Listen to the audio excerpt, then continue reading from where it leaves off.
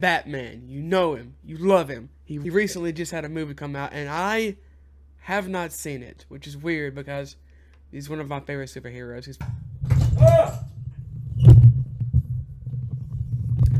He's probably. Let me fix this and get back to you. Anyway, the new movie just came out, and I haven't seen it, even though I love Batman. He's my second favorite, probably after The Flash. And I want to do some Batman videos, not just on the new movie, but just in general. But before I did that, I kind of noticed recently some people saying that Batman himself isn't really an interesting character. Of course, this isn't most people. I mean, it might be. I don't know. It isn't everyone. And I just kind of disagree with this principle of Batman only being interesting because of his villains. I think that this is something, quite frankly, that the movies have caused. Because as good as some of these movies are, especially the Christopher Nolan movies, I don't really think they do that good of a job of portraying Batman and Bruce Wayne as characters. They focus so much on the villains, and to their credit, the villains are amazing in these movies.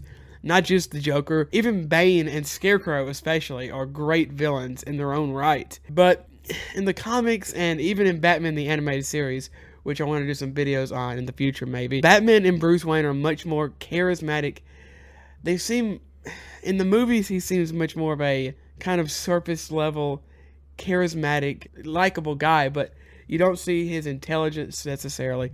You don't see his humanity and his humor as much as you do, especially in the animated series.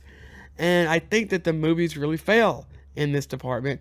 I think that one of the reasons that Batman's villains shine so brightly is because he can see himself in them. He can see their humanity, and that's one of the reasons he doesn't kill, is because he is a human. He is a symbol, yeah, but he's not only a symbol. He struggles with these decisions. People constantly complain, why doesn't he kill this guy? Why doesn't he only kill that guy? Why doesn't he just kill the Joker, right? The Joker is this irredeemable bastard. Just kill this one guy, right?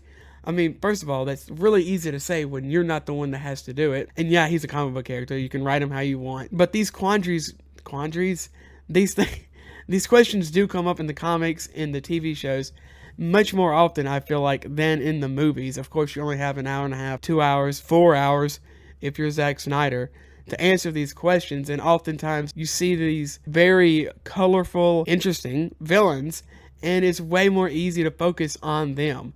It's way more easy when you have seasons upon seasons, or God only knows how many comic books, to tell not just their side of the story, but his side in a much deeper fashion. And like I said, I haven't seen the Batman movie, and I would really, really like to see that and see how they tackle it, because at least to some extent, I have not seen that much promotional material for it. They seem like they are kind of trying to delve into his psyche more than they have in the past. I could be completely wrong. I don't know. But in the comics, I know that the Red Hood, spoilers, Joker in the comics kills Jason Todd, who goes on to become a character called the Red Hood. He comes back to life because of course he does. It's comics.